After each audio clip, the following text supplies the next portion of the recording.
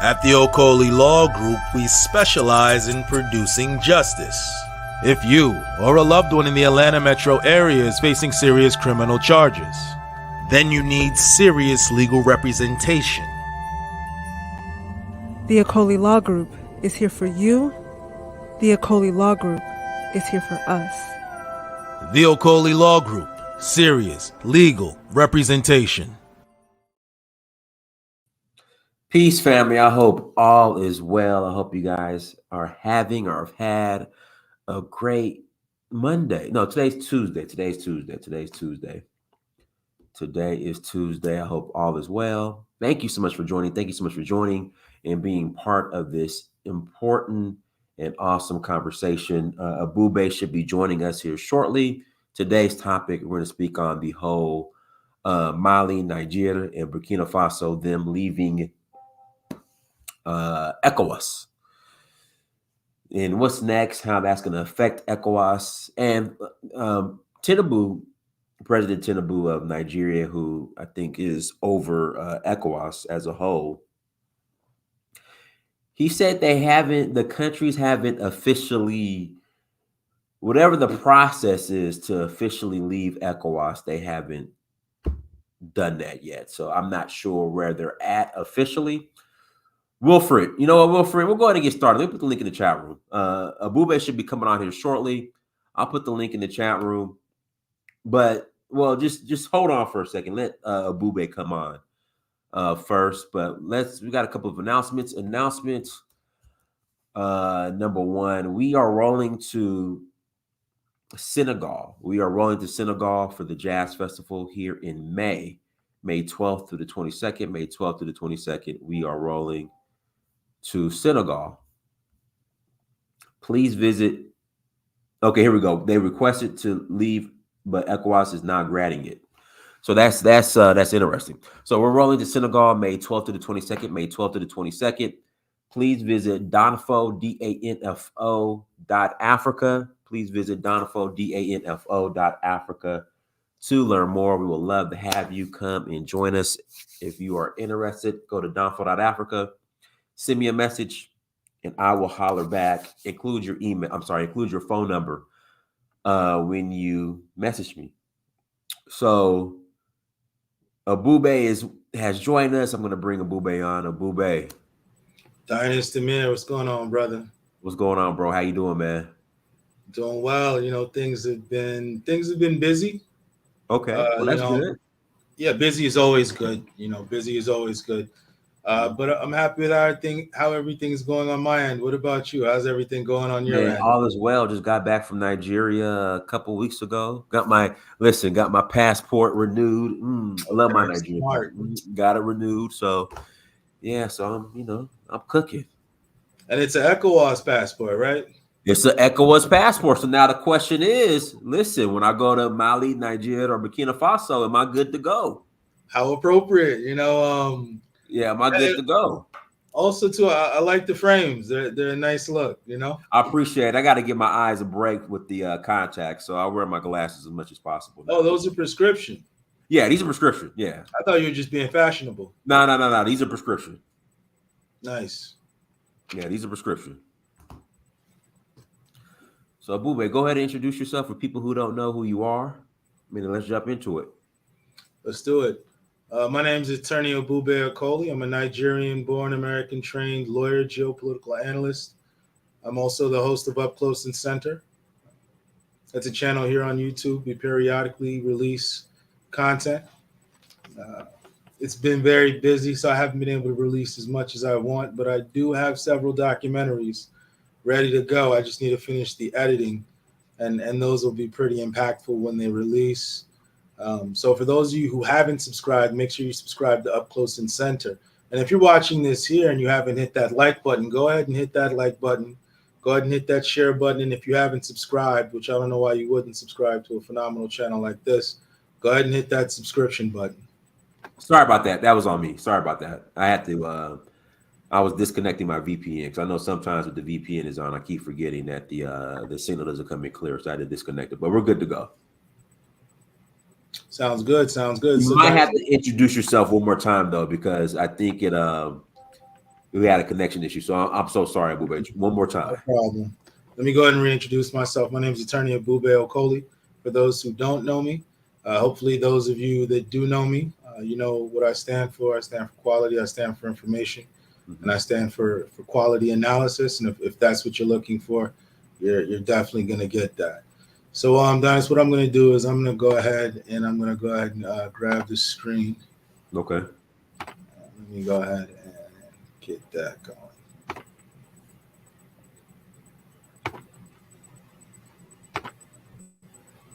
I'll let you know when I'm ready. Got it right here. All right.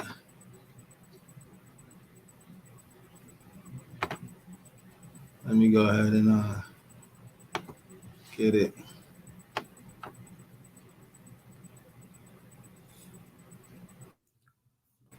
I forgot how to present. Give me a second.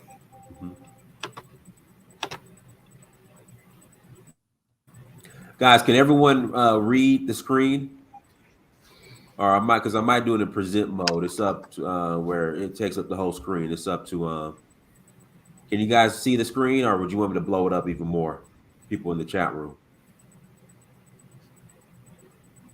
People in the chat room, do you want me to blow the screen up more, or is it? I would say blow it up as much as you can. Yeah, there we go. Okay, perfect. All right, go ahead. All right. So now we're going to talk about the Sahel. Now it should be completely filling the screen. I don't know why it's not.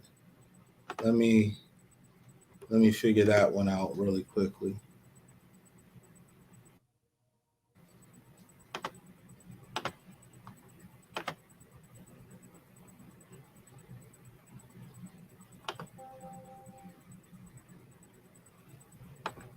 One second, Donis.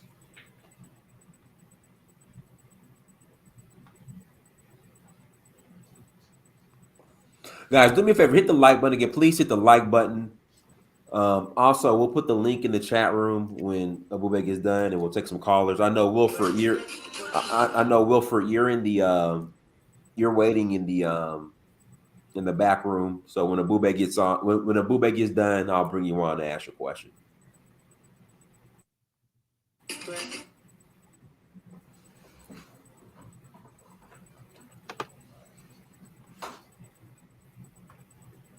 But you know what? I think they'll still make it. Burkina Faso, Mali, and Niger, where at the very least, if you have an ECOWAS passport in quotation marks, you'll still be able to enter the countries visa free. But that's going to be interesting.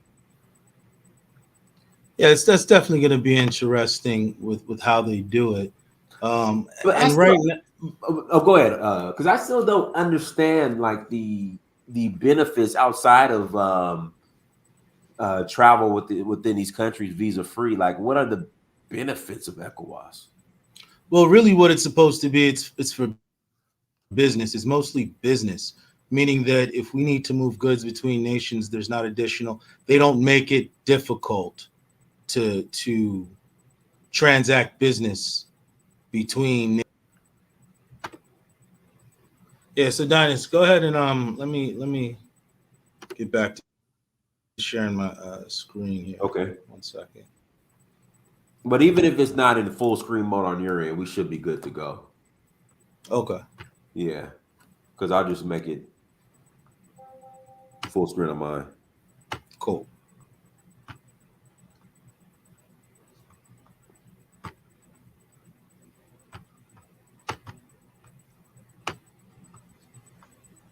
Oh, here we go. All right, bam. All right. So yeah, if you can just make it full screen. Yeah, it's full screen on my end. We should be good to go. All right. So now we're going to cover the Sahel, which is an interesting area in West Africa. There's a lot that goes on here. It's a land of great significance. And we have to remember that everywhere in Africa has history, prehistory, ancient history, classical history, Middle Ages, late Middle Ages, high Middle Ages, modern history, postmodern history, contemporary. Sometimes when we think about Africa, we oversimplify things and we look at Africa as if Africa just simply wasn't around during all these periods. And merely popped up after colonialism. Right. So geographically, here's the area of the Sahel. It's a very important area because it's a connection point between North Africa and Central Africa. It's an area that straddles the Sahel. Hey, Dinosaur, the slide's moving. No, the slide didn't move. You're still on the first one that says the Sahel, so it didn't move to the map. Okay, let me stop. I don't know why it's doing this. Let me stop for a second. Well, I'm just going to proceed without it. How about that? Okay. All right. There we go. So it's you know what? Still put the PowerPoint. Let me share it, and then people could at least use it as a guide. I mean, what do you think? For sure. Okay. Yeah, I'll definitely send it out to you. But we can just kick off. Okay. I think I can be pretty descriptive in what I'm describing. So the Sahel is an area that straddles. It starts with Eritrea and ends in Senegal. It's a thin strip, but it encompasses many countries. You had a lot of ancient civilizations in this part of the world. You had Tichit, which was a very ancient civilization which predates Rome. And as I was alluding to earlier, a lot of people forget that Africa has a very deep, complex history that we only scratch the surface of. We don't truly get to what really Africa is when we just look at it after colonialism and after the defeats that Africans suffered at the hands of imperialists. Now, out of the Sahel, we had three major empires that came out. We had Ghana, Mali, Songhai. Mm-hmm. Ghana was the first, of course. It was a very sophisticated empire, gold, everything. One of the problems that Ghana had is that Ghana, they'd gotten to a certain point of civilization, and they didn't, and this is ancient Ghana, of course, they were far, and if you remember Africa during that time, the most turbulent area was North Africa, along the coast, along the Mediterranean coast. North Africa was a very tumultuous place. So many of the Africans in West Africa initially started out in North Africa and moved down, far enough away from North Africa where they could set up. Because you have to remember the mentality of the people that lived in the Arabian Peninsula that came into Africa in the 7th century AD and prior to that, of course, but in large numbers during that time. They came in and they came from a desert. So in the desert, there was scarcity. And they were coming into Africa. And at that time, North Africa was very green and lush, and everything you needed was available. So the Africans didn't need to develop a do or die culture over dried dates or grapes or olives or anything of that nature. But the people coming from this desert region, to them, they were ready to go all out over these things. So many of the Africans knew that Africa was a large piece of land, so they moved further into Africa, away from North Africa. And one of those, and many of those great civilizations happened to emerge in West Africa. So you had Ghana, of course. However, Ghana's problem is that they militarily didn't prepare themselves for the realities that they knew could potentially come. And so the Almoravids or the Moroccans, eventually led by Abu Bakr, eventually invaded, and they were able to take over. And that's how it fell, basically. That's how ancient Ghana fell. But ancient Ghana was able to recover and pick back up. But it came in a different form. And you have to remember that Ghana, Mali, Songhai, to an extent, all of these overlapped in various areas, and many of them are related, but they are different. So after Ghana fell in 1240, you had the Mali Empire basically take its place. Now, Mali was better administrated, had better administration than ancient Ghana. And Mali, to an extent, had a better military. They were able to stave off many of the people that came from the outside who wanted to disrupt their civilization. Now, of course, you had Sundiata Keita, who was the real Lion King. You had universities in Mali. Some of the first universities in Africa and the world, in fact, are in Africa. Hey, Dennis, you're going to say something? I said, Timbuktu. Exactly. So you had universities. Some of the books from that time, from that university in ancient Mali, are still around. In fact, hundreds of these collections, these manuscripts, are still around. Of course, the lingua franca at that time was Arabic, and other indigenous African languages were used. Of course, this is where Mansa Musa gets a lot of his fame during the Mali Empire. Much of the architecture that they created is still around, but the problem with Mali, and this is a problem that happens once people get, quote unquote, too civilized, you basically start to invent your own problems. Mali had an interesting setup where it was more so like almost a loose confederation, meaning that they didn't enforce strict compliance. It was more so people joined Mali because it made more sense to be a part of this empire than to not be a part of it. So Mali was multi-ethnic, multilingual, multi-religious. And anytime you have that, those different groups can easily become factions. And once they become factions and they forget that the overall umbrella that they all fall under is what unites them, they start focusing on what divides them.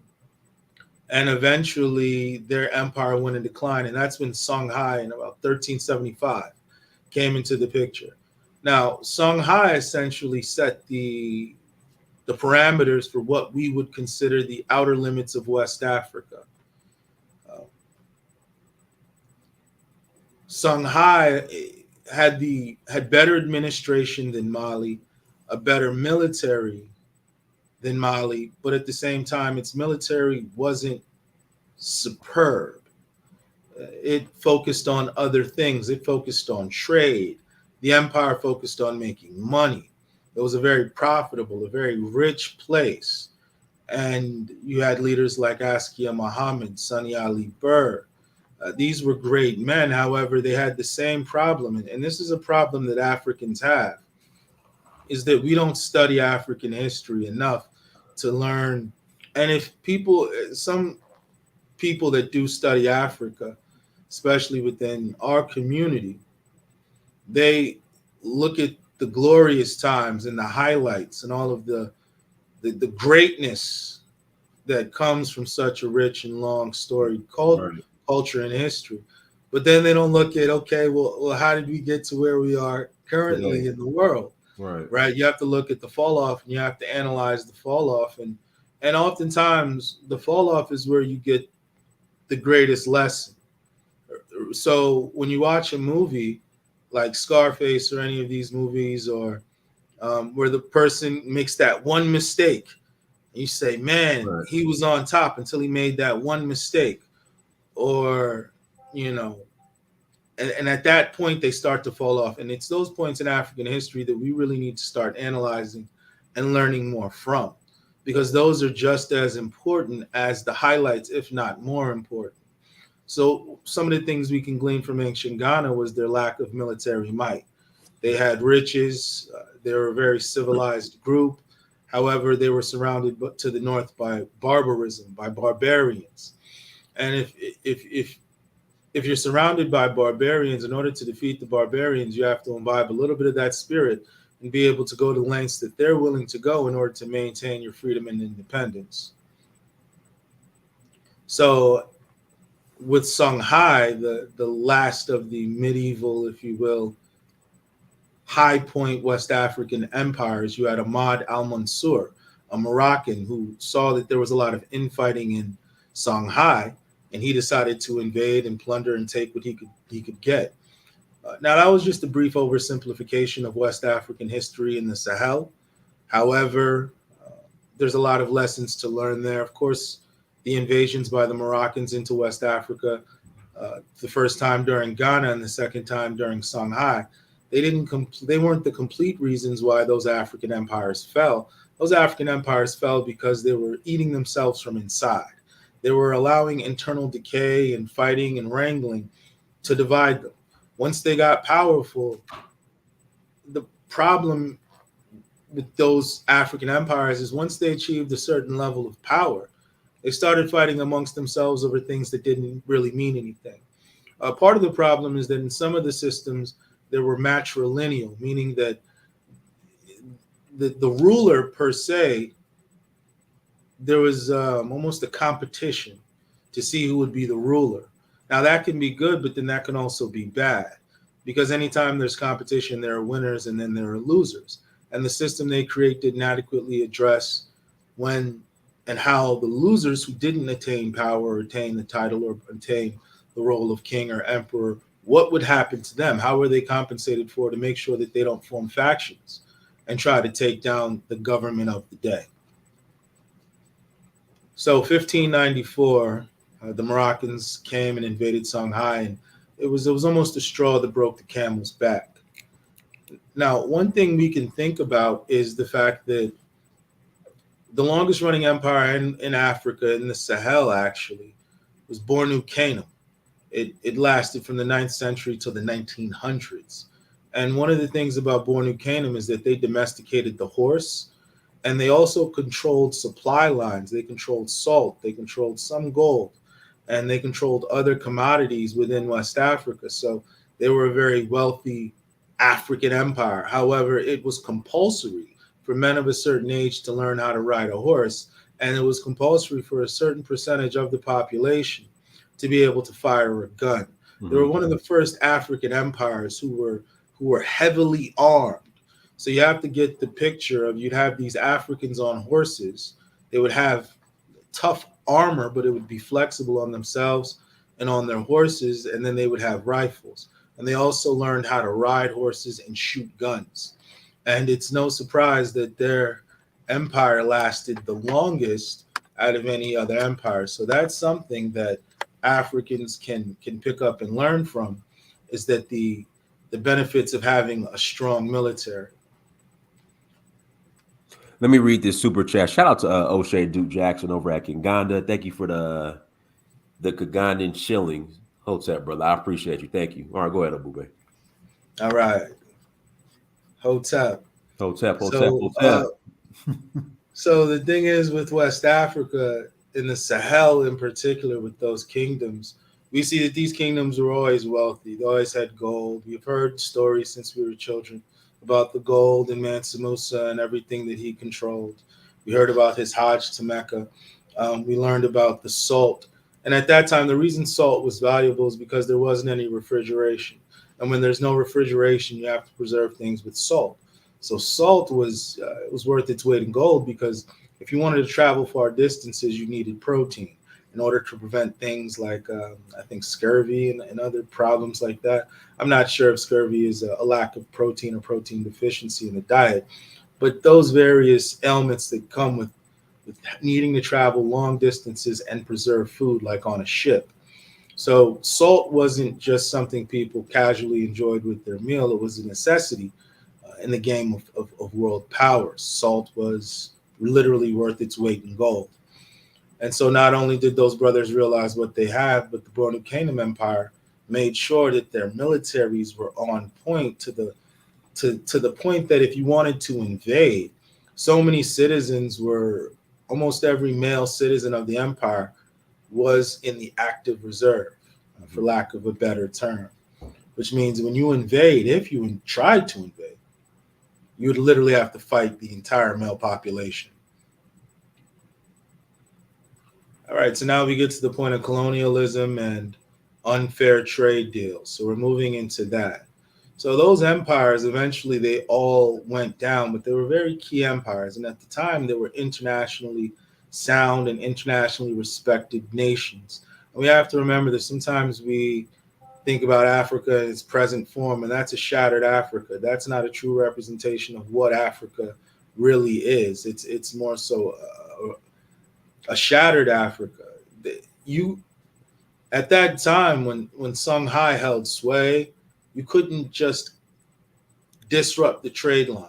You would be dealt with severely. So you had to respect the system and the structure that those brothers set up, and you had to work with them. You couldn't just come in and dominate and give them an unfair trade deal. Fast forward till today, you look at those nations today. It's not that those nations are poor. Those nations are just being overly exploited. And the three nations that we're going to focus on are Niger Republic, Burkina Faso, and Mali. All former French colonies, but they were, in their heyday, a lot greater of nations than they are today. Now, French exploitation of Africa is a well-covered topic. Even former President René Chirac, former president of France, stated that they bled Africa for 4.5 centuries. France looted their raw materials, and then France told lies that the Africans are good for nothing. Huh? No, I was laughing like, wow. Well, I mean, this is a direct quote from Yeah. the former French president. He said that in the name of religion, we destroyed their culture, and after being made rich at their expense, we now steal their brains through miseducation and propaganda to prevent them from enacting black retribution against us. Which is a pretty heavy statement coming from a former French president, which of course France is a former colonial interest. I would call them a colonial power. I would say that they were pulling the strings for a lot of nations. And of course, till today, you have the CFA franc. And part of the issues that Burkina Faso, Niger, Mali, and of course, other West African and Central African nations are having with this monetary union that some have alleged have crippled the nation. I Those was nations. gonna ask. So you just brought up the SAFA. So there's Burkina Faso, Mali, and Nigeria. Did they create their own currency? Or they? But currently they're still using the SAFA. And I know not too long ago, some years back, Mali actually broke away from the SAFA and had their own currency, but it didn't last, and they ended up going back to the SAFA. And that's one of the things people are waiting to see is that, okay, these coups. Now, what are these coups truly for? Are these coups merely so that a small group or a small clique can take power and lord it over everybody else?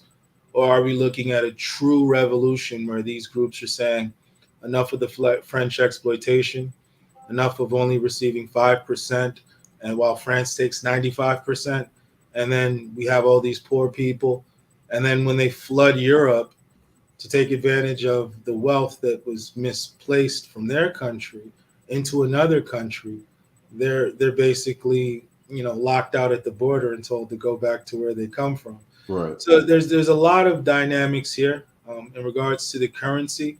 That's expected to be a natural result for them to move away from that. However, the real thing that they have to solidify is, remember, you have to militarily be strong before you make. Okay, diplomacy only comes after military power. Military power comes first, then diplomacy comes second. So if you're looking and focusing more so on the diplomacy, you're making a mistake. You have to get military power all the way up, and then you come to the table with a position of strength, and then you make demands, and you say, here's what we're going to do. Not, can we do this? Are you okay with us doing this? It's, here's what we're going to do. So France still controls a lot of West Africa and Central Africa. But it appears that a lot of nations seem to be breaking that grip that France has on those nations. And we have to realize that France without those colonial ties is would be at the level of a third world country. I would say Greece. It would still be a European nation. It would still have places people want to go and visit. It would be similar to Greece. Greece isn't a world power at this stage in history. It's not a bad place to visit. It's not a bad place to vacation. But Greece isn't really calling the shots. Right. Greece can't call the United States and tell them what to do. They can't call the United Kingdom and tell them what to do. They can't call China or Russia and tell them what to do. But that's not their lane. They understand that tourism, that's their lane. That's what they're going to do. Right. France would be a similar nation without the resources that it gets from Africa. It would be a nation similar to Greece. One problem with that, though, is that France, of course, is a historical ally of the United States for at least almost the last 100 years. Of course, prior to that, United States and France did have problems. They did fight each other. Right. But they're smart. They believe in, at the end of the day, there's a certain power structure that they want to maintain. So even though they're different groups and different people, they understand that their overall objective requires their group however they define it, to act in a certain way through thought, speech, and action to achieve the goals that they seek to get. So all their small differences, that's the beautiful thing about Europeans, is the Europeans will bash each other over the head for 200 years like the British and the French, but then they'll sit down at a conference in Berlin and they'll work it out. And they'll work it all out. Right. You know, they put that aside and say, hey, at the end of the day, we're European. And I personally believe that that's one of the reasons that the European is so successful, because his innate ability to prioritize power of the collective over power of the individual. Because, of course, Europe has tribes. Polish are tribes, Russian are a tribe, the Angles, the Welsh, the Irish, the Scots. All these people these are the tribes of Europe, but they can put aside their tribalism and act as Europeans and truly act as Europeans to attain power. So France, being of that same, cut from that same cloth, they're allies with the United States. So they're in a position where the United States by default doesn't want one of their allies to be reduced to the rank of a third world nation at a time when France is critical in caging Russia from making further incursions into Europe to regain what Russia believes is rightfully theirs. So we talked about the coups, and the coups, some are characterizing them as rebellions: Burkina Faso, Mali, and Niger Republic. Now, coups were the most active in Africa between the 80s, between the mid 70s to the late 80s. That's when coups were most active in Africa. However, since 2020, there have been, the entire Sahel has witnessed coups. You had a coup in Sudan, Chad, Niger, Mali, Burkina Faso, Guinea, further south even in Gabon. Now, some of the countries with the most coups, of course, you had Sudan with 17, Niger with 8, Burkina Faso with 10, Sierra Leone with 10, Ghana with 10, Burundi with 11, Nigeria with 8, Mali with 8. In regards to Mali, it's interesting because it looks as if Mali isn't getting half as much blowback as some of the other nations. Right. Now, a lot is happening in Mali, and maybe there are things happening behind the scenes that we don't know, because power doesn't always make declarations. Power just moves. And that's the beautiful thing about power. The most powerful person in the room doesn't need to yell and scream. Right. If you got 5 people in the room and 2 people are holding, one person is holding the other 4 people hostage, and he has sophisticated weaponry and the other people just have their hands, the person with the sophisticated weaponry doesn't really have to even raise his voice. Right. All he has to do is just give somebody a look to let them know that he's displeasing them, and that person will fix up and act sharp.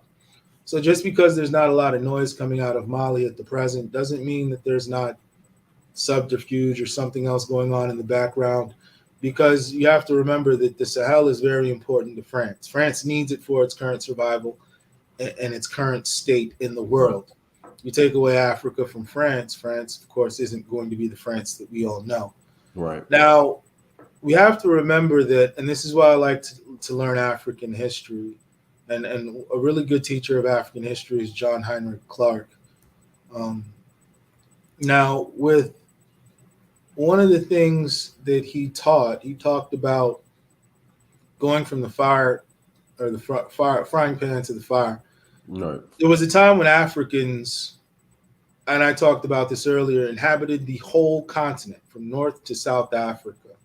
We're all indigenous Africans before any of the foreign invaders came in and decided to settle there permanently, like what we see in North Africa with people from the Arabian Peninsula now occupying parts of North Africa for hundreds of years. Prior to that period, you had the Romans who came into Africa. So the Romans were in large parts of North Africa, and the Romans were mistreating those Africans, treating them terribly. A lot of the fighters in the Colosseum, a lot of the gladiators were African. Right. During the time of Roman. So really, if they made Gladiator and they made it historically accurate, 9 times out of 10, the gladiators were African people who refused to live by the Roman way of life. And Rome had a very debased way of doing things. That didn't jive well with the African spirit. There were a lot of things, if you really understand Roman history, there's certain things that you just look at and say, my goodness. But so some of those, and we're seeing some of those things have a resurgence today, and some people are talking about the moral decay of today's society. But that's nothing compared to what was going on in ancient Rome. Yeah. Pause. Yeah, we don't. Yeah, precisely. we don't need the details. But Ebube, it's getting there here in America, though. Hey, well, the thing is, that's why you got to study history, because there's nothing new under the sun. Mm-hmm. Everything comes back. It came from somewhere. It comes from somewhere. Right. Nothing is new. Now, in regards to North Africa, you had Romans, and they were mistreating the Africans. And then you had the Arabs come in the 7th century saying, you know what, we'll help you get the Romans off your back. But then you got to be with us. You got to take our religion. You got to have our people convert your people, and you have to basically take on our way of life, and we'll help get these people off your back. And they did that. And if you read the history of the Arab in Africa, you'd realize that those Africans were better off with the Romans. So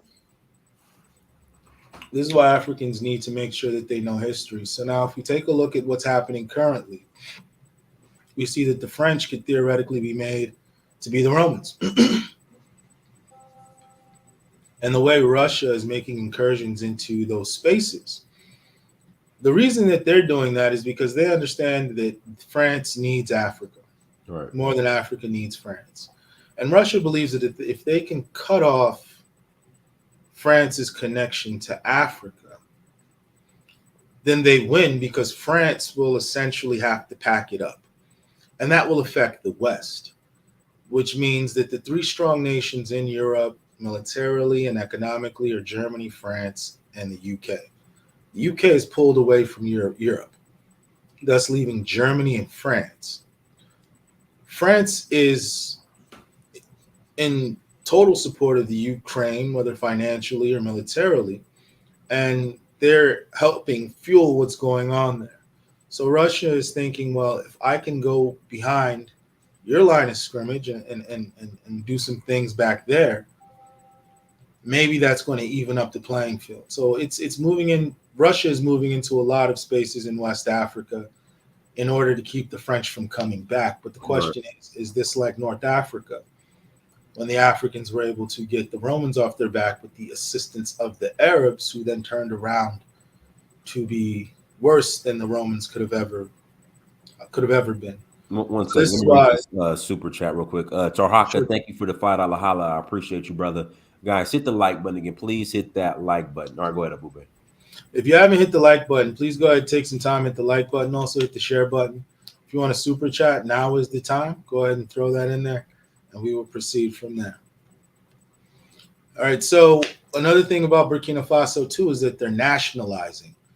Now, nationalizing is a fancy word of saying that I'm going to be the one who economically controls the minerals in my country. Right. Which shouldn't really be an extreme statement.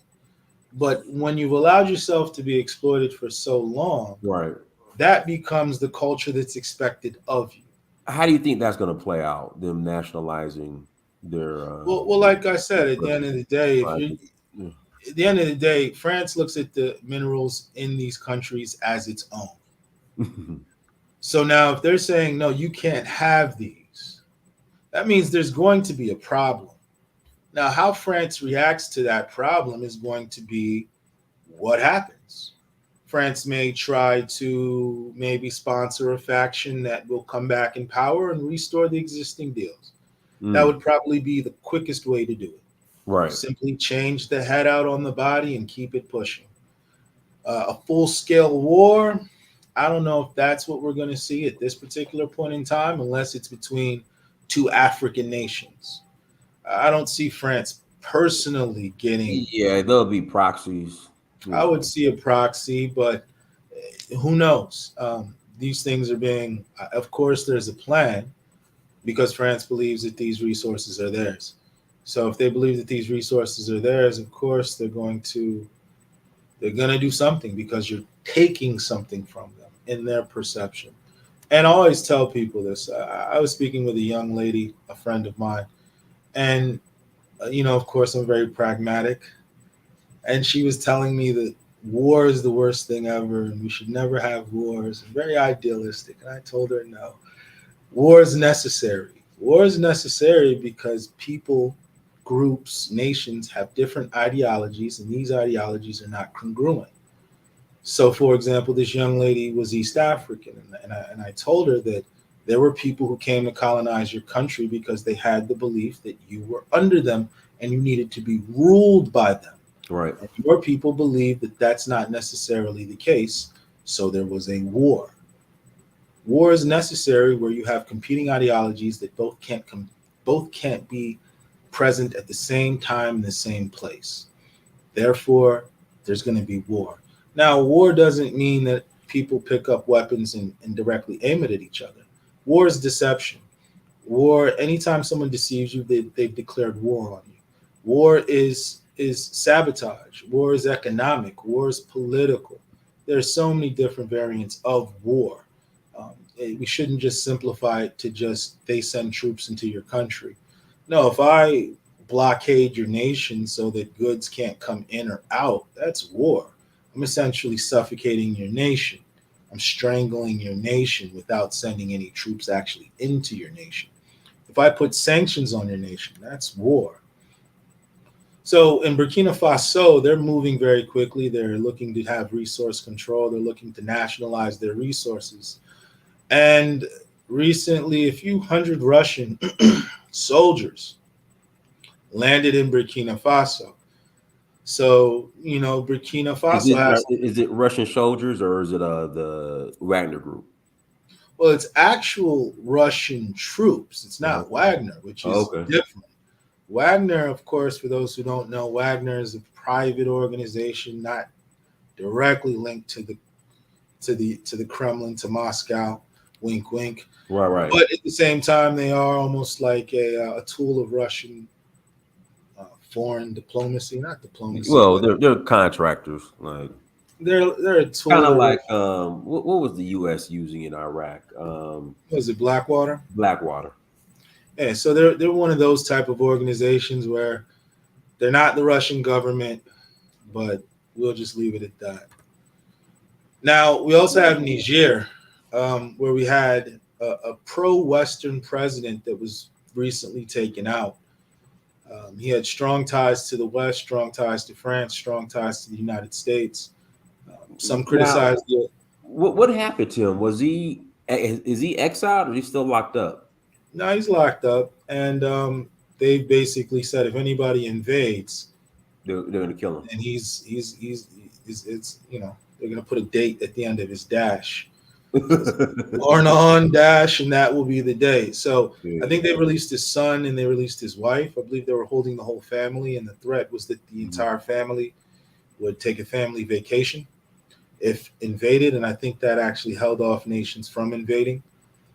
But it makes sense for the Niger, I'll call it a government at this point, the military government.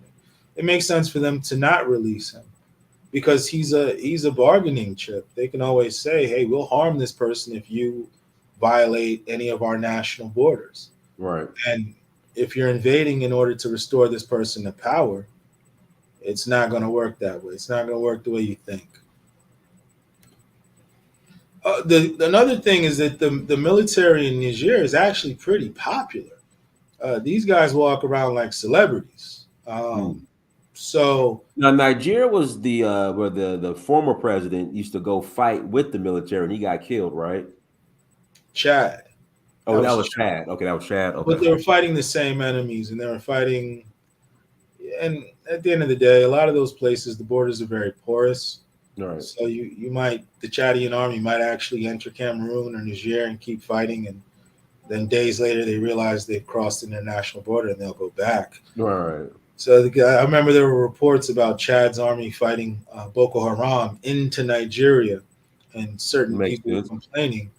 But it's like, I mean, hey, if they followed these terrorists, they shouldn't stop following them, in my opinion. Right. But of course, there's international protocol and there's national sovereignty.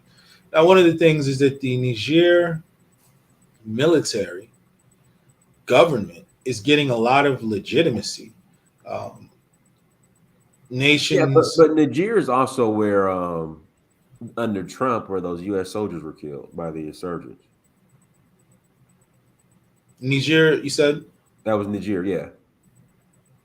Yeah, well, I mean, you have volatile areas, and you have to remember that some of these areas are ungoverned. You just have roaming bandits, if you will, that roam these areas and they harm people.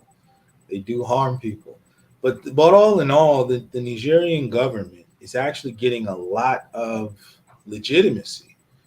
They're slowly looking to transition into a civilian government. Mm-hmm.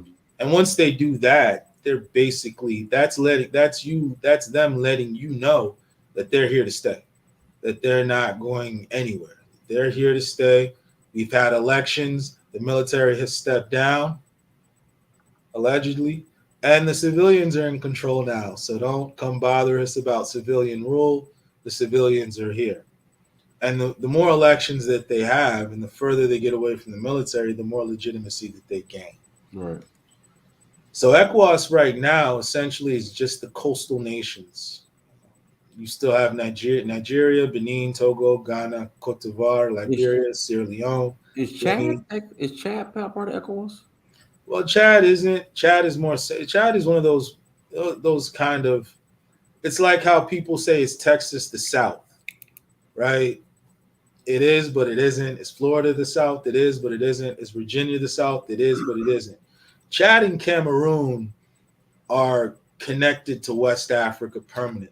I've always wondered why Cameroon's not part of ECOWAS. That's it just isn't. It's a Central African nation. But in my opinion, the cultural ties are there to justify being the West African nation. Right. Same with Chad to an extent. I look at Chad as being an extension of Niger and northeastern Nigeria. Right. Than I do it being related to Sudan, or I believe it's right under Libya. But they're grouped into Central Africa, and geographically, I guess that makes sense. So one of the things we have to remember is that in 2023, Nigeria, I believe, made up 56% of the ECOWAS GDP. And Nigeria is actually underperforming. Nigeria it's about 30%. The economy has lost about 30% of its steam that it had 11 years ago.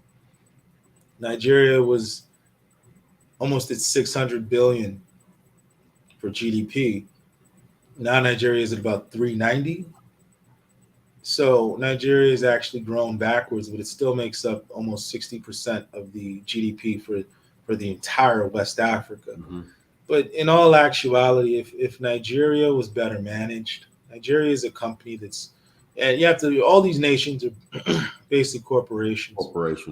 They were set up to be corporations to fulfill a certain end, and the people inside of those corporately designated nations were given names, which is interesting. But Nigeria, you have to look at it like a business, more so than a traditional country. The business, the corporation Nigeria Limited, Incorporated. How is it being ran? If you were an investor, would you put your money there? Do you believe that you would get a return? And this is where leadership comes into it, but really this is also where followership comes into it, because I believe you allow the leaders that you have. If your leaders are bad, it's your fault, because you can always get rid of them. There's more of you than there are of them. Go get rid of them. Mm-hmm. Just get rid of them. How do you think this is going to play out? When you say this, can you define that pronoun? Okay, how do you so with Mali, Niger, and Burkina Faso leaving ECOWAS? How does this affect the future of ECOWAS?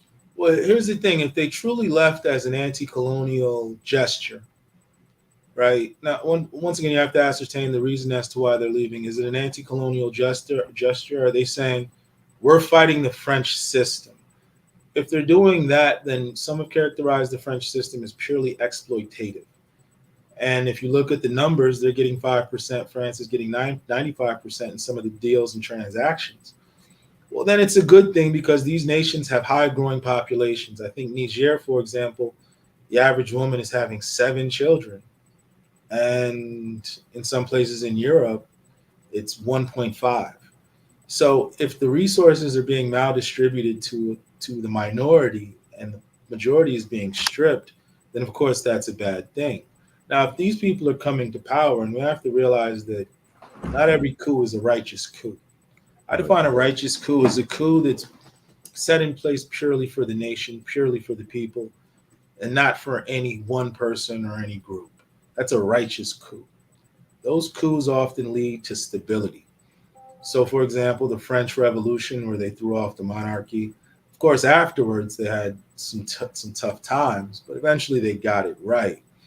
Now, if these African nations are throwing off Western imperialism and Western influence in order to truly build something African in the spirit of Pan-Africanism, in the same way that the Europeans had the spirit of Pan-Europeanism, which drove them to get on code to be able to subjugate the African, if these Africans are saying, and just to define Pan-Africanism, some people, they misunderstand what it actually is. It's just understanding that people who look like you are on your team. And you need to make sure that those people who look like you win, or you need to try your best. Pan-Africanism is the jersey number. Your ethnicity is your last name and number. Now, a team that's playing for its last name and number, meaning that your players are going out there, they don't care if the team wins, if the team loses, they're just trying to make sure that they get a double-double or a triple-double. And they're losing every game, but they're saying, hey, I'm averaging 30 points this season. I'm a great player. Well, your team is sorry. It doesn't really matter how great you're doing if your team is consistently getting swept first round of the playoffs. Right. You're not playing as a team. You're putting your name, your last name, above the team name. You're not playing for, the Sixers or the Lakers. You're playing for your individual stats. So when you retire, you didn't get any rings.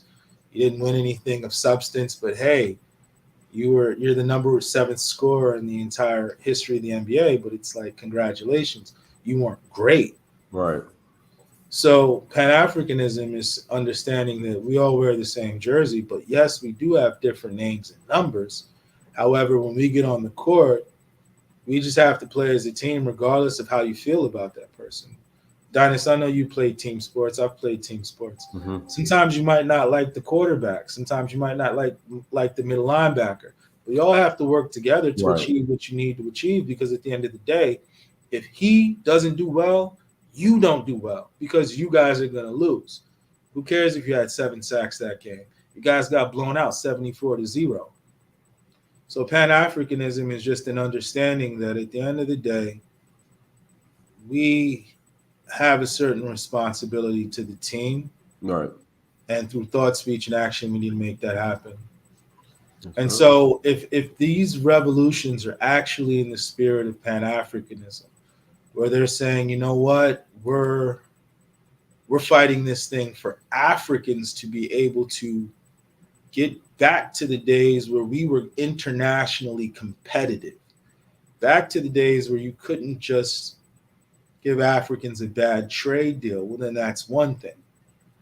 But if it's like the many coups that we've seen in the past, where it becomes like one of my favorite books, Animal Farm. Not sure if you've ever read that. I'm trying to remember if that was like required reading when I was in high school. It might have been. I just read it for fun back in the day when I was a kid, because I was fascinated by the concept of communism. I was just fascinated who would come up with such a system and if it could actually work. And that led me to that book, Animal Farm. But in Animal Farm, what happened is there was a wicked farmer. The wicked farmer was overthrown by the animals. And the animals said, everybody's equal here. We're going to instill a system where all the animals are equal. But then eventually the pigs started being more equal. Mm-hmm. They started rising to the top and becoming the new farmers. And then when the other animals didn't like the fact that the pigs were mistreating them, the pigs enlisted the dogs to basically be their attack dogs. And they would attack anybody who said anything bad against the pigs. So they basically replaced the farmer. So there was a coup only for the pigs to have a worse reign and be worse dictators than the farmer could have ever been. Remember, it's like replacing the Romans with the Arabs. So that's what we have to look at in regards to the end zone. In regards to military intervention by Nigeria, Nigeria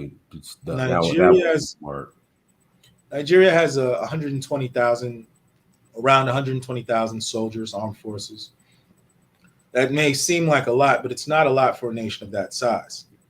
Comparatively, Sudan has 104,000 armed forces. Egypt has almost 500,000. Morocco has 300,000. And South Sudan, with their low population, has about 200,000 soldiers. They don't even have a quarter of the population that Nigeria has, but they have almost double the armed forces.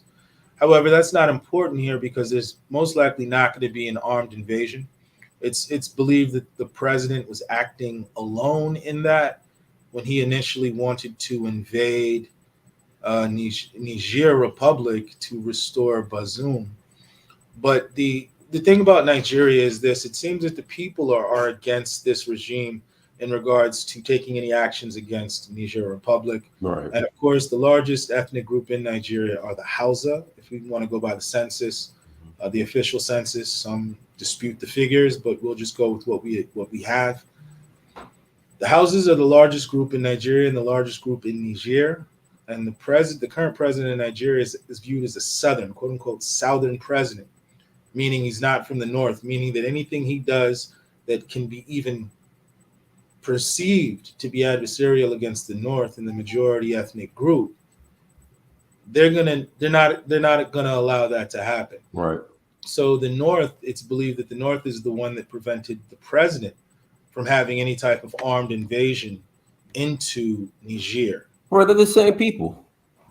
Exactly. They're the same people. Exactly. And they weren't going to do it. That could potentially cause the military to say, well, you know what? Rather than fighting our brother, we're just going to take you out of office. Right. We're just going to take you out of office. So it's good. It took a little bit of diplomatic foresight for a good resolution to be reached. I think that there were a lot of knee-jerk reactions that weren't properly thought out. But I'm sure once discussions were had, everybody saw. However, something that Nigeria did that I think is very short-sighted. Nigeria cut the electricity supply to Niger. But if you understand why Nigeria was even supplying electricity to Niger, Nigeria was supplying electricity to Niger because there's a river that flows into Nigeria. And for Nigeria to obstruct, for them not to obstruct the flow, Nigeria gives them electricity. For them not to dam the river on their side, Nigeria dams it at the end. But Nigeria is downstream, which means if Niger Republic says, well, you guys had an agreement to give us electricity if we don't build a dam, what we'll do is we'll build a dam. And so Kanji Dam, the dam in Nigeria, Niger State, I should say, so there's no confusion, one of Nigeria's main power plants is wholly dependent on whether or not Niger Republic wants to build a dam on their side of the river and disrupt the flow to Nigeria. Right. So I didn't understand that move particularly, but some have alleged that the administration is looking to get legitimacy. Recently, Bolaji Akinyemi came out and stated that Nigeria is on the wrong side and that Russia is emboldening Mali, Niger, Burkina Faso to weaken Western influence in Africa. And ECOWAS is being turned into a confrontational field between Russia and the United States. So what he was basically alleging, he's a former minister of foreign affairs. So when he speaks, people listen because he has a good grasp on these things. What he was essentially saying is that Africans in West Africa shouldn't allow foreign influence, Russia and America and the Western powers, to use them as proxies to fight a war that they've been fighting since the Cold War. And he further went on to state that Nigeria is actually on the wrong side because they're not standing on the side of Pan-Africanism.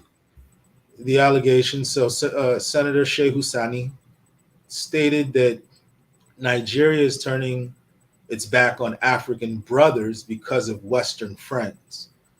So he stated that Nigeria is trading its African brothers because of Western friends. That statement holds a lot of weight. Another thing that is interesting is that Buhari built a train to Maradi from Nigeria to Niger Republic. A lot of people criticize this train. I never knew that. Because the economy of the entire Niger Republic isn't up to the economy of Onitsha. And some people said, well, why not merely connect all of the major cities in Nigeria first before spending billions of dollars to connect something to the Niger Republic? However, if you look at it another way, he was essentially connecting the Niger Republic to the Lagos port in order to further increase import-export revenue from that comes into Nigeria by moving Niger Republic's goods and making them dependent on the Lagos port. Now that the border was closed in the north of Nigeria and south of Niger, Benin lifted the suspension of imported goods to Niger through the port of Cotonou. And the port's director said recently that they're no longer following the directives of foreign nations or Nigeria for that matter. Oh, wow. What we also have to remember is that Nigeria and Morocco plan to build a gas pipeline. Nigeria has a lot of gas, more so than oil. As oil slowly loses. Speaking of gas, that go to a refinery, I think is live now.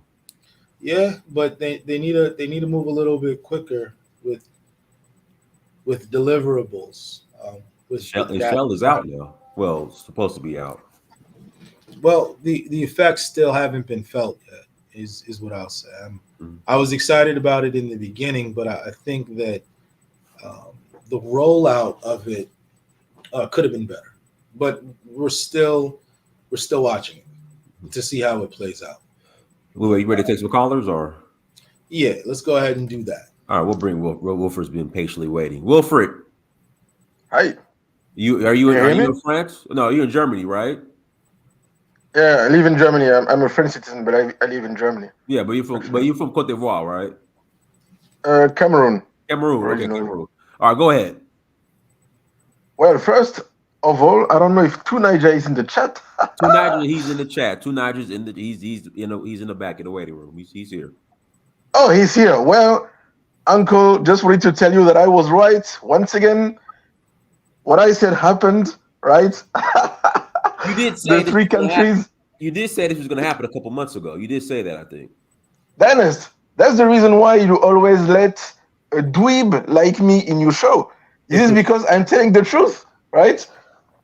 As annoying as I am, but hey, well, I'm gonna stop here. But all I wanted to ask to Mr. Okoli is this, because basically, so as I just mentioned, I happen to be a French guy of Cameroonian descent, so I'm English speaking, so I can navigate both the English speaking and Francophone world. I can make the comparison between the kind of informations that I can see in the two worlds. And something that struck me is the fact that, according to me, right, that's my analysis, within the last 15 years, basically, when it comes to Pan-Africanism, there was literally there was a revolution in the French-speaking world that occurred, and that basically made that everyone in West Africa, I'm exaggerating, but you know what I mean, who is under 40 now, most of the people over there are Pan-African.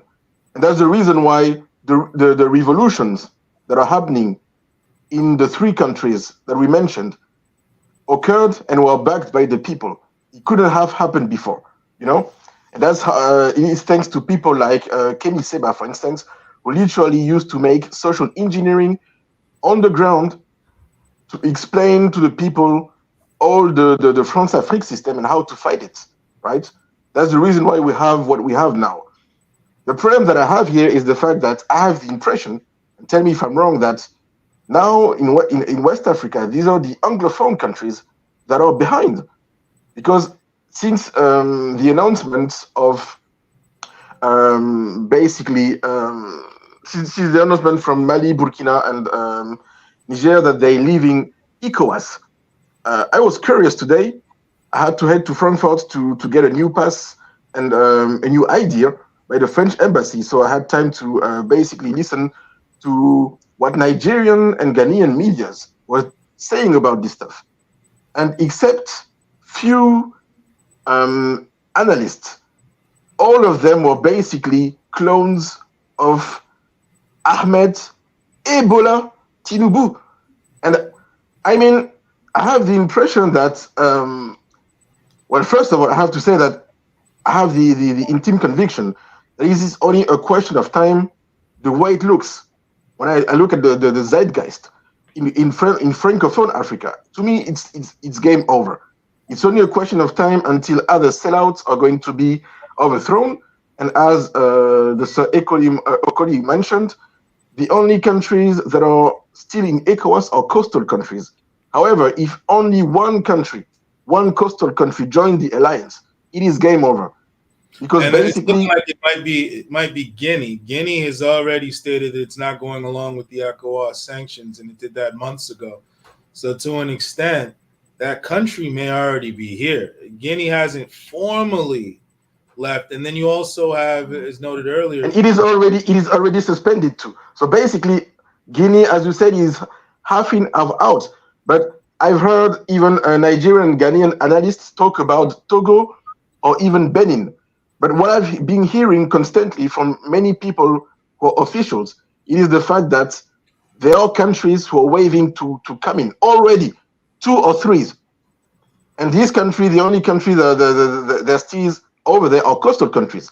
And the point and the question is, sorry, it was a little bit long, but what do you think that the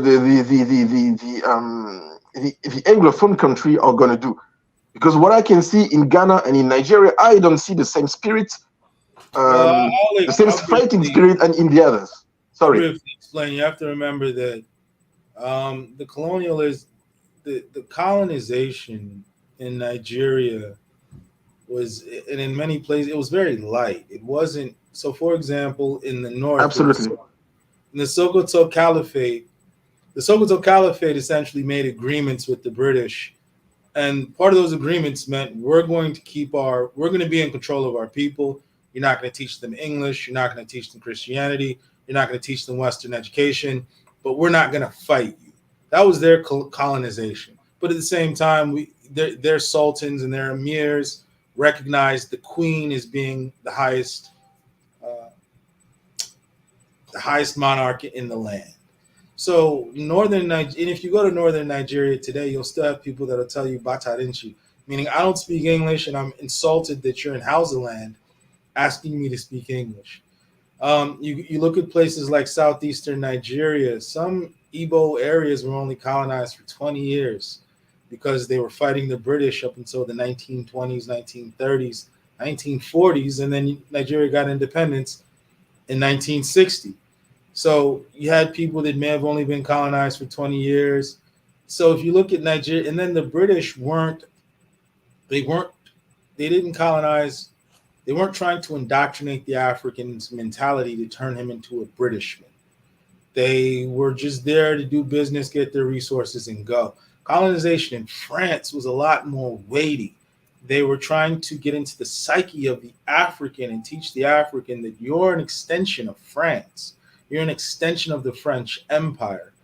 And France controlled the economy and the politics, and some allege that they still control the economy and the politics of many former colonies up until today. And if you see some of the colonial agreements that were made during formal colonialism, they're still basically there during informal colonialism. So many French West, and you have to remember, sovereignty is twofold. You have political independence and economic independence. Economic independence means you have full and total control of the resources in the economy within the borders of your nation. Political independence means that you control the political process within the borders of your country, and that makes sovereignty.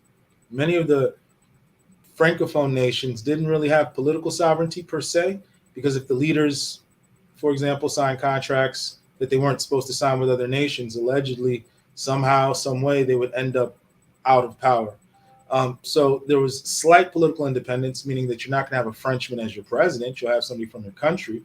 However, they're going to be on a very tight leash, and then economic independence was totally just not there.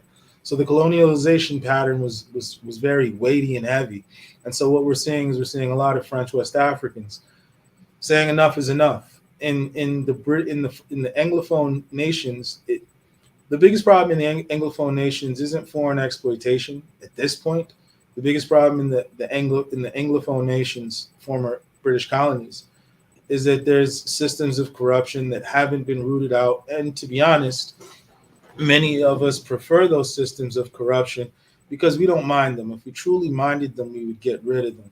The fact that we keep them around is what we do is we keep them around and we hope to someday be in power, to be in the position to take advantage of all these corrupt ways to enrich ourselves. That's the only thesis or hypothesis or theory as to why many of these Africans will see blatant corruption and not get rid of it, is because somewhere deep down inside we don't hate it.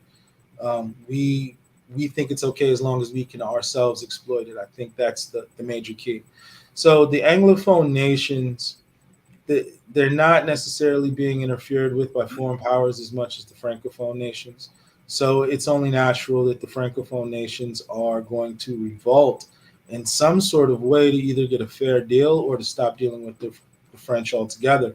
The real question is, just like when I brought up historically in North Africa, when the Africans got rid of the Romans, because the Romans were committing all sorts of atrocities and were engaging in things that were morally not upright according to the African standards, look who came in after that. And look what happened after that when they partnered with the Arabs to get rid of the Romans. So the real question is, if and when they get rid of the French, what's going to come? Are they going to open the door for the Russians to come in and do even worse than what the French were doing? Because there are already reports of potential human rights violations by the Wagner Group, which is affiliated with Russia. And even though Burkina Faso is nationalizing a lot of and pushing for processing of the raw materials in-house before they're exported, you're also allowing Russians in as to bolster your defenses. But if you invite a snake into your house, it's still a snake. Let me do this, Wilfred. If you have one more question, go ahead and answer it, and then ask it, and then I'm gonna pass it to Niger and Lou. So each person will get 2 questions. I'm still going to think about a second question. I can let someone else talk for the moment. Okay. To Niger. Go ahead, to Niger. Thank you for having me, Diners, and greetings to Ebube for coming in and sharing information. And Wilfred, I hear you. We're going to talk about that later. Lou, greetings. And greetings to the ones on the chat and to the viewers. I don't even know where to start. I think it's been a while since I've been here, and all I've got to say is that the kind, you know what they call mumu in Nigeria. You know, it's a kind of stupidity. It's like our stupidity, is wearing a tight trouser. We refuse to take it off. And some of the things we've seen on the continent, I can't even for the life of me believe it. Because if you look at just before this Tinubu got into office, Nigeria was facing a period of when we are going to start having our refineries come on stream. We are having a lot of train lines being built in the country. And our exchange rate was not the best, but it was okay. We were managing. And this guy came in, and he's looking to destroy everything that has been built. The exchange rate Nigeria has lost more than 100% value within less than a year since he got into office. We've lost half of the landmass of ECOWAS. And he's gone. This guy is in France all the time. And he's in France right now as we speak. And he goes on. Last week or so, he was making a speech in Nigeria. He said, this jackpot syndrome. You know, Nigeria lost about 141,000 to the UK alone last year. People left Nigeria, 141,000 to the UK alone. So, Niger, let me ask you this: with a population of over 200 million, will that be considered a lot? If it is the best minds, it's going to affect it's more so the demographic. So Yeah. many of the people that left were in the middle class to upper class, and many of them were skilled professionals. The type of group that you actually need to retain to build a nation that's a developing nation, they simply left. So, and it's not only the fact that they are leaving, it's the disruption it creates too within the economy. All those people that are leaving, they are leaving gaps that have to be filled by people that are not well qualified. In other words, you take your best, you go and train them, have them work for foreigners, because these people don't have any plan to bring them back. They have them work for foreigners, which is an exchange that we're always losing. And then Tinubu himself, this president, just last week or so, he was making a speech. He said that these people that are traveling overseas, it's not a problem, that they're going to train more. And that after they train more, if they need more supply people, that he will supply them more. You sound like you don't believe him. No, I believe him thoroughly. And what disturbs me about that, I've said this before, that the problem with our elites in Nigeria, in Africa, and many, especially in Nigeria, is when we were colonized and the Europeans left. You did say something about our colonization being of soft touch. I subscribe to the idea that these people have been groomed. They had 60 years or so to groom Nigerian leadership after the colonization wars. They groomed them in their own image and handed over power to them. These people are just continuing what the Europeans left. He doesn't see the value of his own people, just like slave traders did. He doesn't see the value of his own people. He would rather send them overseas. And the irony of it all is that if anybody knows about slavery in Nigeria, they know about Madam Tinubu. Mm-hmm. The irony of the name, Madam Tinubu was the slave trader that refused to stop selling slaves even when they abandoned it. Was the slave trader that said, instead of her to take a discount, she was willing to drown her slaves. Well, let me ask you a question. Why did so many Nigerians vote for Tinubu in a very credible election if he's such a bad guy? Because we know where those votes came this from. is the Mumu I started with. You know what part of Nigeria those votes came from. I mean, come on. I just told you that this is the Mumu thing we are in. We are in a Mumu dream where we sleep, we invite our enemies in and say they are friends. Even when all evidence points to the contrary, that we are poor and the so-called friend is living lavish. I sit here while I'm talking to you, Nigerians are, even Dangote Refinery is importing crude oil right now as we speak from America. From a country that has some of the best crude in the world. It's importing petrol. It says temporary. Let's hope it remains temporary. Because before you know it, it's going to last for 6 years. Tunaja, you know what? I always love your analysis. I can listen to you for hours. I do have a question, though. You got to remember, everybody gets 2 questions. I'm not sure if you put yours forth. Oh, pardon? You say what? I have a question? Yeah, because I know you can be long-winded, and we don't want to be here. I can be long-winded. I agree, but I want to, because I've not been here for a while, and if anything, if I'm not mistaken, Wilfred did speak for a bit too.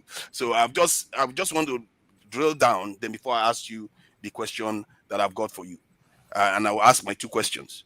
And so my point is that these people, what they are doing on the continent right now, they are not governing for us. They are governing for foreigners. And the police officers in Nigeria that are being trained, they say they are being trained by police officers or people from America.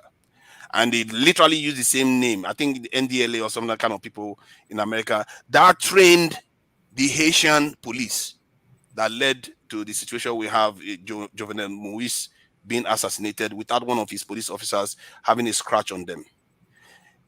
That's why I started with our Mumu. And it leads to the question I wanted to ask. How do we change our elite class? Because our elite class, you have to convince them to even buy Nigerian-made cars.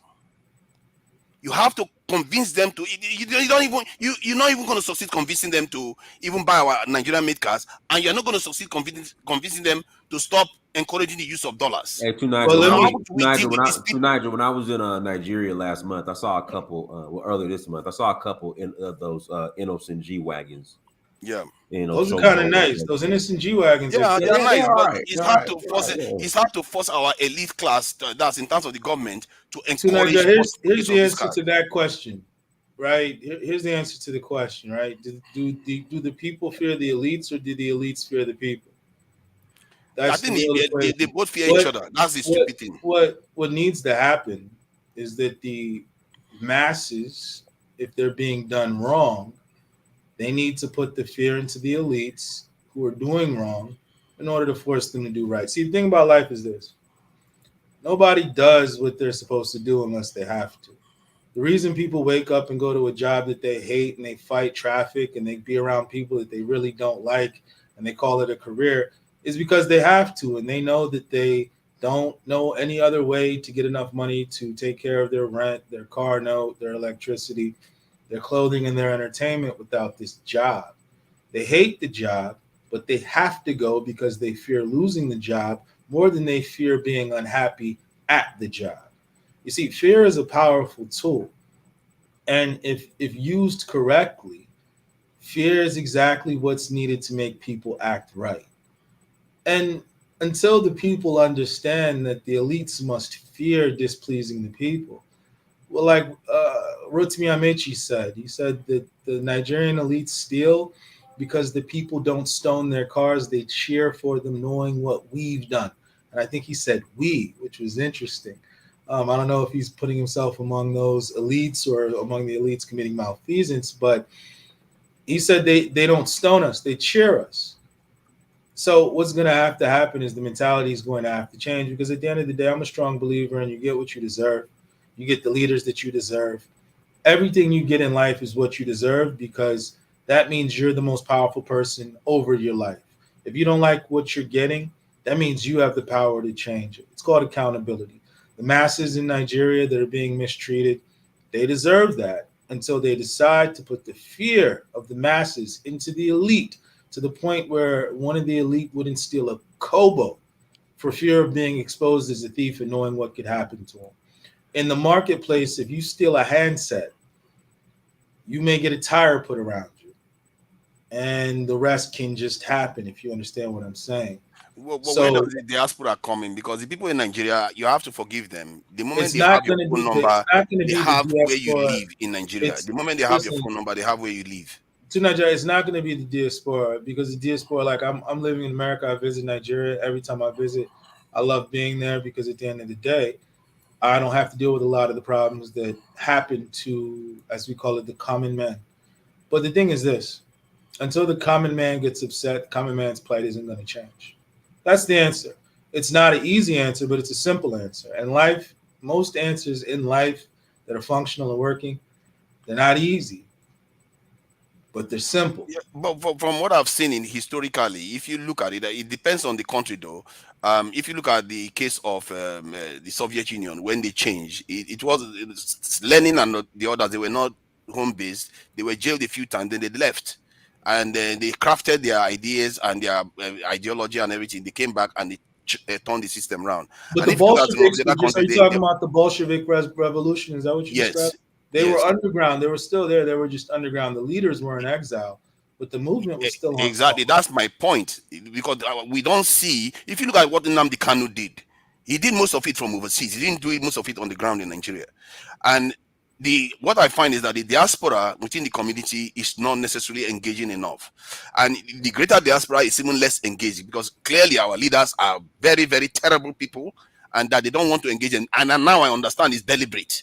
They basically don't want to engage that part for some reason, that maybe they are afraid of what the Europeans are going to do to them. I don't know, but they are not doing it, and their mindset is not even close to that. That tells you that the people that are aware of these things are the ones that are meant to do it. And let's say, like you are saying now, the people on the ground were supposed to do it. If you don't realize that you have a role to play in it, how are you supposed to fix the problem? You're just going to be blaming the people on the ground alone. You see what I mean? Here's the thing. At the end of the day, whoever suffers most bears the responsibility to fix it.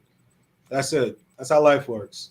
If you're suffering the most, it's a selfish way of looking at it now, because that's the realistic. That are listen, that's the most realistic way to view it, right? So, for example, If I have a winter coat on, you have a winter coat on, and we all step outside, and the person without the winter coat is saying that they're cold, I mean, I understand that cold exists in this world, but I'm okay.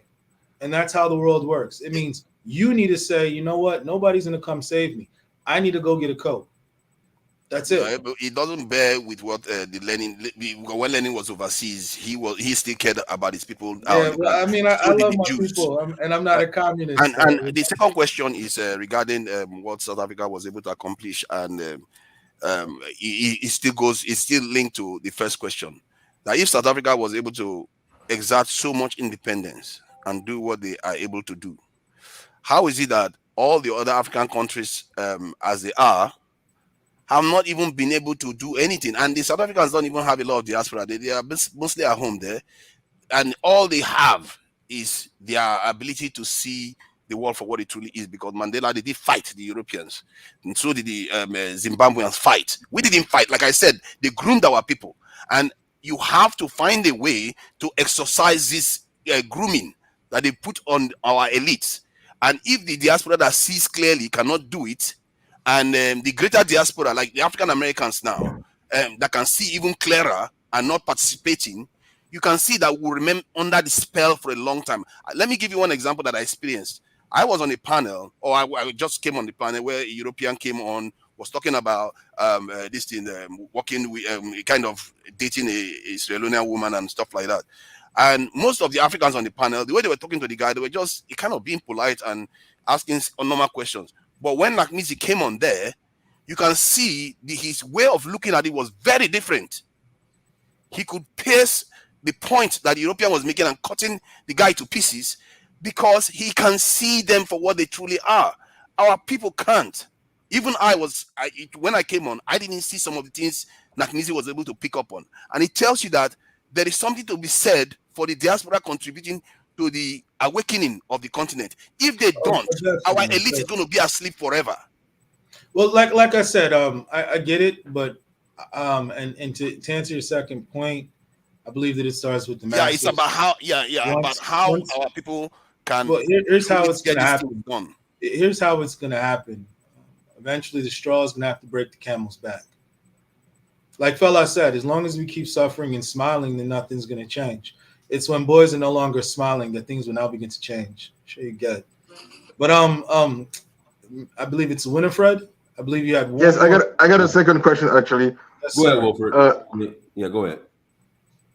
Yes. I was wondering what you think. How could I say it? Shit. I got a blank. Just start talking about the topic that you were thinking of, and the question will come to you. It was ECOWAS. Yes. Do you think ECOWAS is going to survive this? Very simple. Or do you think it's the end of ECOWAS, as I think it is? Well, you have to look at ECOWAS has lost more members than it's gained in the last 12 years. You had Mauritania that left. Now you have all the Sahelian states that are leaving. ECOWAS was basically built for all the other member nations to be able to take advantage of Nigeria's large economy and Nigeria to be able to take advantage of geographical spread. So it was supposed to be mutually beneficial. However, Nigeria is supposed to be a $5 trillion economy right now. Nigeria is supposed to be where India is. Nigeria is supposed to be a top 5 economy. Nigeria has everything necessary to be a $5 trillion economy. Nigeria was a $600 billion economy up until the APC came into power. And of course, Buhari came. And now Bola Ahmed Tinubu is here. And the trajectory doesn't look like it's changing. Let's hope it does. But of course, nations aren't run on hope. Nations are run on reality, statistics, facts, and figures. So the facts and figures right now aren't showing that there's a potential change in the trajectory. If that continues to happen, well, then it's pointless to be in ECOWAS, because the anchor economy, which was supposed to be Nigeria, which was supposed to be a 3.5 to a $5.2 trillion economy at this point, is barely a $500 million economy. So we're looking at it, and those nations might say, well, what's the benefit? So, for example, Benin Republic, there was an embargo. They were on Nigeria's side. They were blockading Niger Republic, if you will. They recently said, we're not going to do that. I mean, Niger Republic, they have money to be made. We have money to be made. Let's make this money. We don't really see a benefit in blocking these people. And part of it is that a lot of West African governments are looking at it in the spirit of Pan-Africanism and saying, well, if these people are truly fighting against European exploitation, why shouldn't we have their back? And if that becomes the real narrative, and if the coup plotters actually move into that ambit where they're generally viewed as imbibing the spirit of Pan-Africanism to lift up other Africans and lift up themselves in the process to their rightful place of where they were in the ancient world, well, then how can you knock them? If they do that through a military coup and then they bring in civilians and they put in whatever system that's fair and equitable, how can you be mad at them? So the real question in ECOWAS is, the benefit of being in ECOWAS is directly related to the economy of Nigeria, the leadership of Nigeria. So asking whether or not they're going to stay there, it's like, well, there is a complication with that movement that the three nations are doing. From what I gather, it's Morocco that offered to grant them access to the sea. And but Morocco is not in good relations with Algeria next door, which is also a very, very strong military power that was supporting these three nations when Nigeria was threatening to invade them. Algeria offered to back them up. And now, because Morocco is a kind of forming some kind of alliance with these three nations, that is going to rub Morocco off the wrong way. And from the analyst, from the take of an analyst, he said the last thing these people need is to start a fight between their southern neighbors and their northern neighbors too. And especially given that Morocco is a very, very strong nation militarily. And that is another complication that we have to factor in, because it's like trouble is coming for us in West Africa, and we're just watching it happen. And none of our leaders are in position, and we are not prepared. We are simply unprepared for the dangers that we are facing now. Maybe it's a good thing that we experience the dangers and it actually happens. Maybe our eyes will open for once to the true world we live in, and when we start facing the consequences of all these errors and sleeping behavior that we've demonstrated for the last decades that we could have used to build, maybe we will actually fix the continent for once.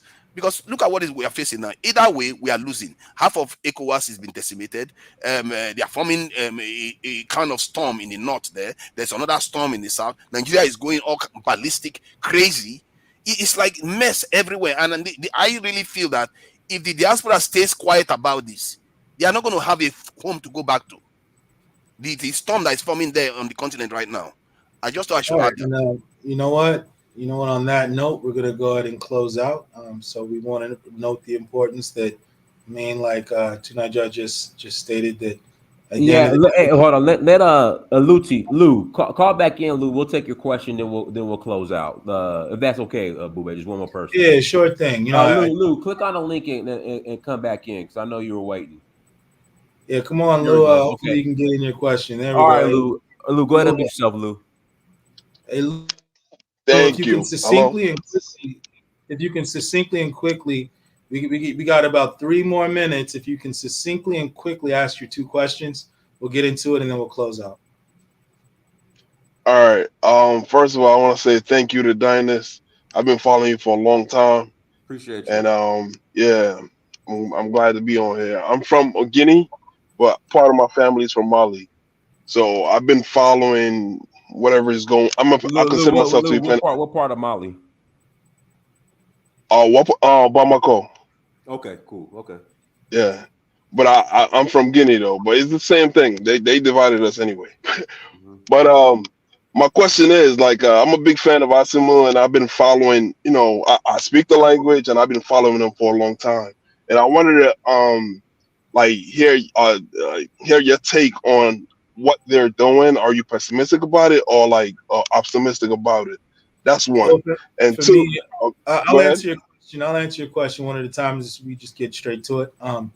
I describe myself as being extremely pragmatic. I have to see it to believe it, because that is what I should be believing. I should be believing what is actually on ground. So for me, what I see is that I see that there's potential. Now, I've seen potential and it go awry. I've seen people come in with popular support and then they become dictators, and they're worse than.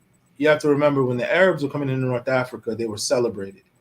By the time they finished with North Africa, the genocides and just all the atrocities that were committed, there's nobody that really celebrated them coming in. So the thing is, with them coming in, it's still too early, because they have to accomplish a body of work. It's like somebody coming in their first season in the NBA and you're saying they're the greatest ever. No, they need a body of work, and you judge their body of work. So what we have right now is we have people who are coming in, and we still have to see their body of work. Now, do I have hope that these people could potentially be what they put themselves forward to be? Yes, I do. Do I have any proof? Well, they seem as if they're coming in to nationalize things for their people. But then in Nigeria, most of the resources are nationalized, and we see that the federal government steps in, and snakes begin to eat millions and billions of naira. And we get stories like that. So the thing is, it's left to see. We have to see their body of work, and that's how you judge a person.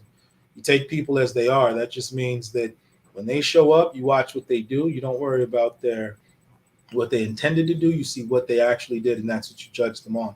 Currently, they don't have enough work to truly be judged.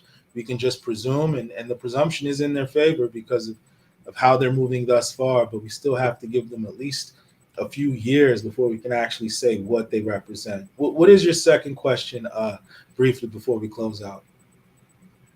I'm gonna have to join the chat earlier next time, but I joined late on this one. But second question is okay. Next time I get on early, I'll catch you guys early next time. All right, cool. Still got one more Thank you question. for answering my We've question. seen their handwork, though. You are saying that we have to give them a few. Yeah. We've seen all the policies they've done so far has made things worse. Hey, Niger, come on, let Lou speak. Hey, Lou, you go ahead, get in your second question. We still got about a minute and a half left before we close out. Yeah, and just to quickly respond to what you said, I agree with you with that. At the end of the day, we've seen a lot of people come and go, and there's a lot of frauds, right? And like there's 3 guys right now, or 4 guys that did a coup. So we have Niger, we have Burkina Faso, and we have Mali, right? Then we also got Guinea, where I'm from. But you already seen about the actions, who's who. We kind of get some sort of you could see who's who. Right now, it's only 3 of them. Initially, it was supposed to be Guinea, Burkina, and what's it called, and Mali. They were supposed to unite. You know, there's a reason why Guinea. Still early. There's still talks with the Hellion Confederacy, so they still might. Yeah, but there's a reason why the other 3 decided to go with it. Right? There's enough information on the ground already for. I agree with what you said. I agree with what you said. Now, my second question was Algeria, right? Algeria, and their role in this. How have you been observing their role in here's this? The thing: there are 2 pipeline proposals for Nigerian gas to Europe. Europe is looking to cut out Russia, and Nigeria has a lot of gas, especially in Imo State, places like River State, Anambra State, Delta State, Bayelsa State, and other places. I think Edo even. And Nigeria has a lot of gas. Wari's Delta State. Nigeria has a lot of gas, and that gas is looking to replace oil in the near future. And the Western powers are looking to cut out Russia out of the deal to further weaken Russia. You know, this is an ongoing war that they have between the West and Russia. Alexander Durgin wrote an amazing book, The Land Power and the Sea Power. He describes why geopolitically America and Russia will always be at loggerheads. But the thing is that Morocco wants the gas pipeline to run along the Atlantic so that it can benefit. Algeria wants the gas pipeline to run through Niger directly into Algeria and then into the Mediterranean so they can benefit from it. Morocco and Algeria dislike each other with a passion. They've been locked in their own skirmishes. They might even spill over to an actual war. So the thing is that we have to understand that, remember, Morocco attacked ancient Ghana and ancient Songhai and plundered both of them and helped bring the end to both those nations. Algeria, they were involved in certain things within the trans-Saharan trade that we won't discuss here, but all of these nations are acting in their own self-interest. The nations in West Africa, further south into the Sahara, are just tangentially related and pawns. They're not the main actors in North Africa. So you don't want to get pulled into Morocco and Algeria's proxy war at any level. That's another thing that these Sahelian states would want to avoid. But with that, we're going to go ahead and close out. Yes, So if you haven't hit the like button, please go ahead and hit the like button. If you haven't shared, go ahead and share. Brother Dynast has done a lot for us with this platform. Thank you. Get this type of dialogue just anywhere where people can come with thoughtful discussion on Africa. Thanks to Niger. Thanks to the other guys in the panel. I believe Winifred. Is it Willifred or Winifred? Wilfred. Winifred, our brother from the English-speaking part of Cameroon. And then Lou, our brother from Guinea/Mali/ ancient Songhai. Right. But thanks again for everybody for their time. If you haven't been to Up Close and Center, make sure you subscribe. If you haven't hit the like button, make sure you hit the like button here.